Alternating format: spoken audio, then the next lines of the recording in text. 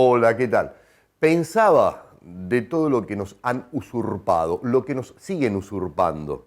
Aquí en Feos, Sucios y Malos vamos a hablar de la usurpación del lenguaje con el profesor, filósofo, un experto en temas de medios, Fernando Buenabat Domínguez, y tratar de entender, de revelar lo que hay detrás del trabajo mediático que sale en apoyo de la derecha, que hoy dice una cosa y por conveniencia mañana empieza a hacer el discurso supuestamente de su enemigo. Me acompañan aquí en Feos, Sucios y Malos.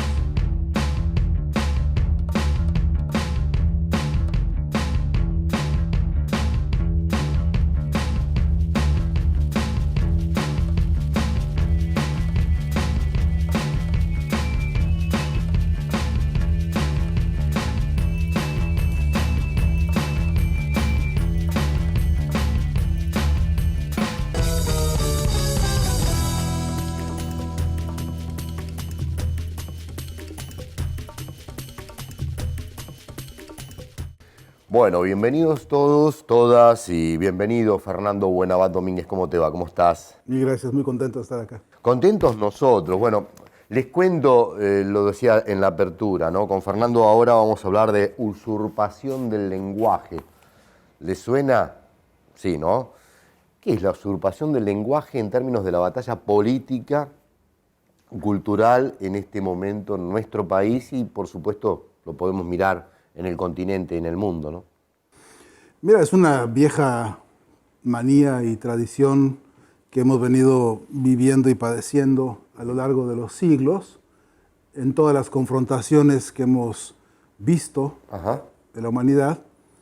Hay un periodo de crisis, hay un periodo, casi podría fijarse en qué momento el que ha hegemonizado un poder y siente debilidades, en ese momento tiene proclividad a robarse las banderas de los otros, a tomar del otro su vocabulario, sus principios incluso, sus convicciones más genéricas y a adueñárselas, a hacer como que son propias, como que yo siempre fui de los que dijo aquello, de lo que los otros han tenido doctrina o militancia o combate.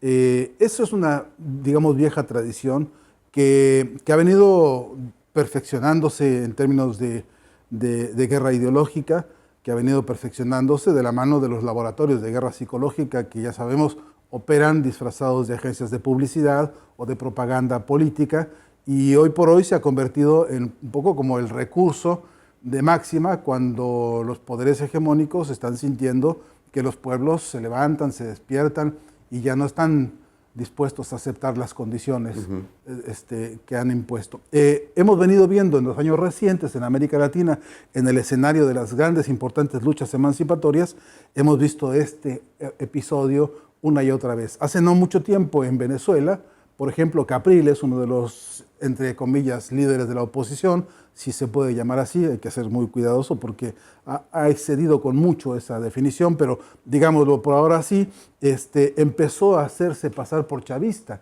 incluso a vestirse en algunas reuniones como Chávez, a sostener grandes importantes hipótesis políticas de Hugo Chávez y a hacerse digamos, ejercicio camaleónico de aparecer ahora mimetizado con las ideas que estaban conquistando a las masas.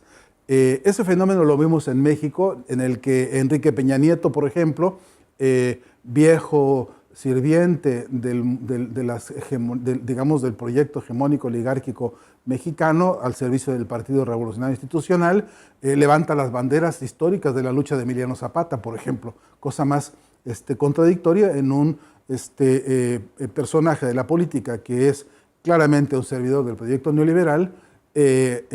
Imagínatelo tú hablando de tierra y libertad o de justicia social o de las convicciones que tiene de defensa de las viejas importantes garantías individuales y sociales.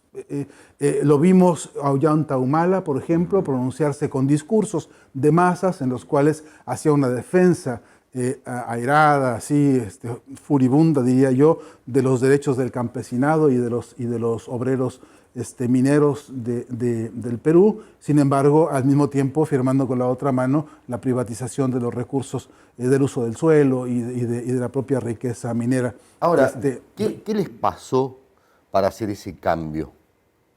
Les pasó que es una especie de instructivo político, ¿no? Les pasó que me parece que es una especie de operación de ofensiva ideológica que les ha dado resultados históricamente. Les pasó además que se han venido quedando sin argumentos, que lo que ellos dicen no puede convencer a las masas, que lo que, como decía Carlos Menem en Argentina, si realmente dijese lo que pienso, si realmente dijese lo que voy a hacer, entonces nadie votaría por mí, ni me seguirían.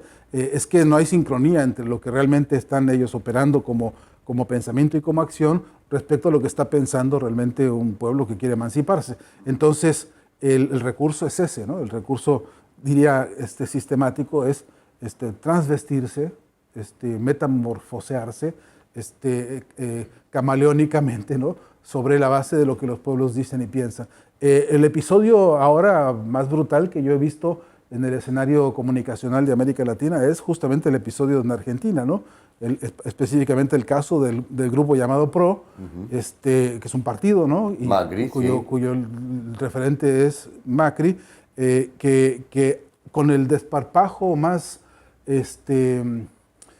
impúdico, diría, ha tenido la audacia de ir a decir justamente el programa y las ideas y los, digamos, baluartes políticos de sus opositores. Entonces, o de aquellos a los que él se opone.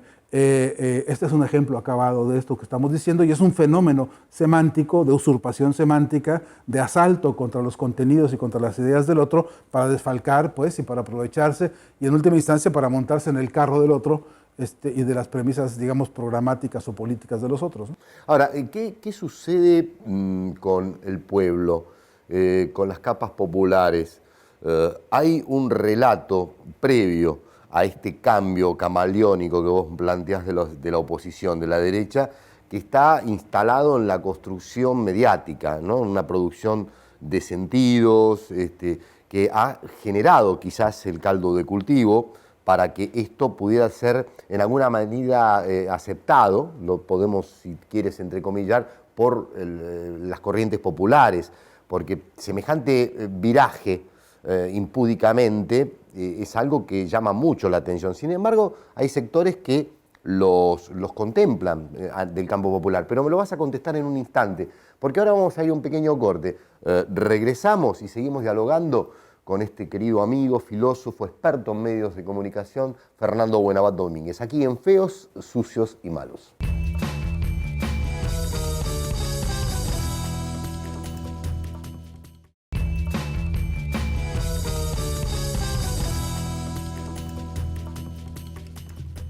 Bueno, gracias por el aguante, usurpación del lenguaje, uno de los temas con Fernando Buenabat Domínguez.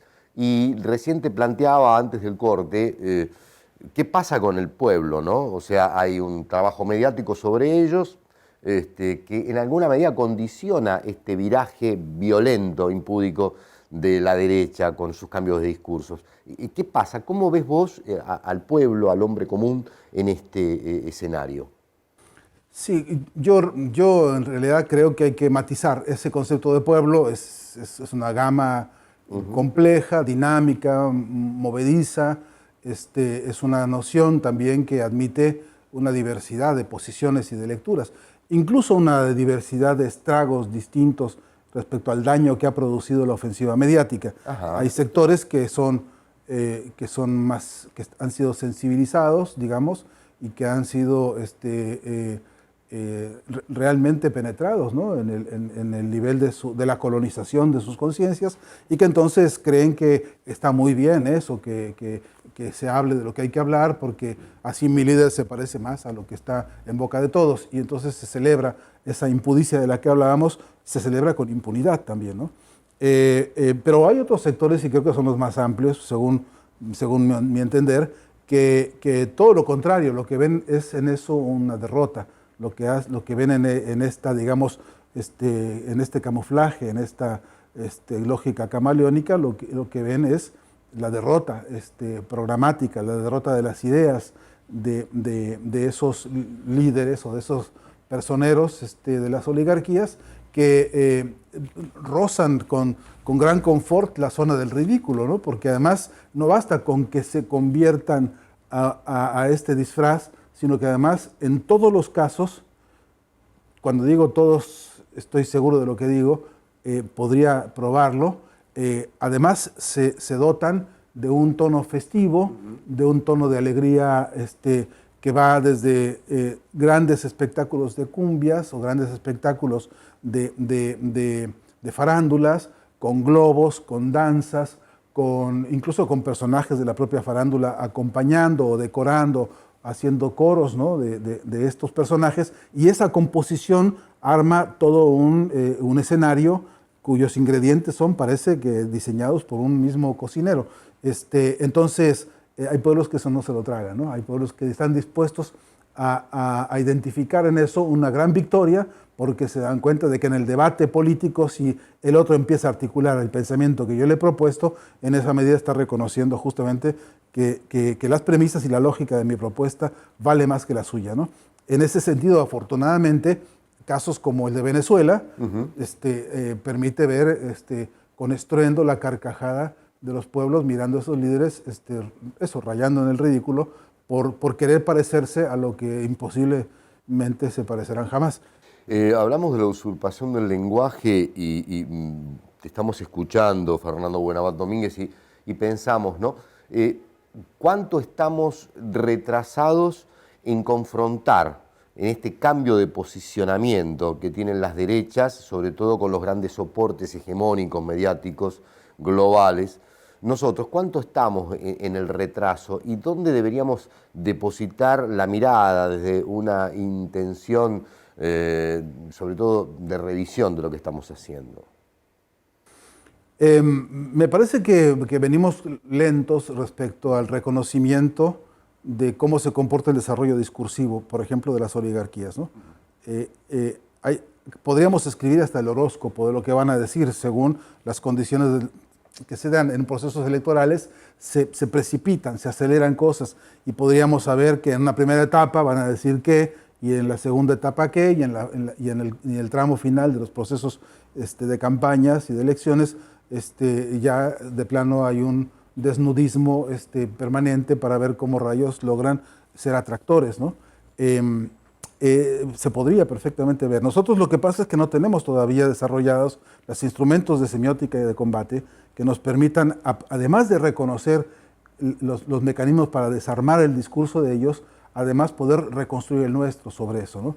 Es la gran labor, entre otras cosas, porque son conocimientos instrumentales muy reservados para ciertas academias que trabajan como en lo oscurito y que no ponen este instrumental a disposición de los grandes combates políticos e ideológicos. Pero por otro lado, porque tampoco hemos tenido la oportunidad de abrir los espacios de experimentación, los talleres, la comunicación independiente, que por cierto es la que todos los días traba debate con este problema, ¿no? De modo que en la medida en que vaya habiendo espacios de discusión y de comunicación emancipados y emancipatorios, habrá que empezar a profundizar este problema de ponerse a tiempo con el tiempo. La gran clave, para sintetizarlo, es que logremos un día estar en sintonía con las grandes importantes luchas que la humanidad está librando en todos los ámbitos de las artes, de las ciencias, de la política, para el proyecto emancipatorio, y que ese sea el eje de la construcción del discurso. En cuanto logremos ponernos a tiempo con ese desafío, estoy seguro que habrá un gran salto cualitativo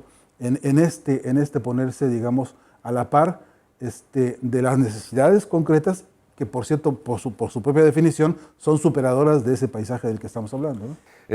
Alguna vez me contabas el momento vivido con Hugo Chávez Frías, cuando estaba en el momento de creación de lo que luego se conoció como Telesur, y la discusión que había, que varios hemos protagonizado también en Caracas, en Venezuela, sobre qué era primero hacer, ¿no? Si la radio del sur o Telesur. Ese momento, la creación, este momento, con todo lo que pasó, el agua que pasó bajo el puente, implica que es justo, implica que hay que pegar un salto de calidad en ese tipo de herramientas y de articulación en el Cono Sur, por ejemplo, para poder mejorar la capacidad de fuego mediáticamente hablando. no me cabe duda de que eso es uno de los pendientes, ¿no? De lo que está Ajá. retrasado. La pregunta, digamos, dura es si hoy estamos en condiciones también de reactivar los procesos de integración regional, de ponernos en el clima que se necesita para este, digamos, segundo capítulo de los procesos. Hay tareas que no hemos acabado de saldar, por ejemplo, la unidad de los medios alternativos y comunitarios del continente, que sería en automático si se pudiese, así por hipotético que te parezca, si se pudiese dar, imagínate lo que sería el clamor continental si pudiéramos tener una agenda de unidad y de cooperación, ¿no? Desde abajo, ¿no? Con los medios alternativos y comunitarios de todo el continente. Ese es uno de los temas que me parece de importancia, pero sobre todo para articular también, porque imagínate lo que sería un trabajo como el que hace Telesur, que va y pone la cámara donde nadie más se atreve a ponerla, que hace un trabajo de ubicuidad y de sintonicidad con grandes importantes luchas que en el mundo nadie más está cubriéndolas ahora, si fuésemos capaces de trabajar en sintonía y en sincronía con ese trabajo y entonces ser capaces de multiplicarlo, por ejemplo, y al mismo tiempo lo que se está generando en las bases y en los frentes más diversos tuviese en Telesur una resonancia concreta, en tiempo, en multiplicación, en geopolítica, ¿no? de información. Eso me parece que es una de las tareas del corto plazo para dar ese salto de calidad del que estamos hablando, ¿no? Vamos a despedirlo hasta mañana a Fernando Buenabad Domínguez.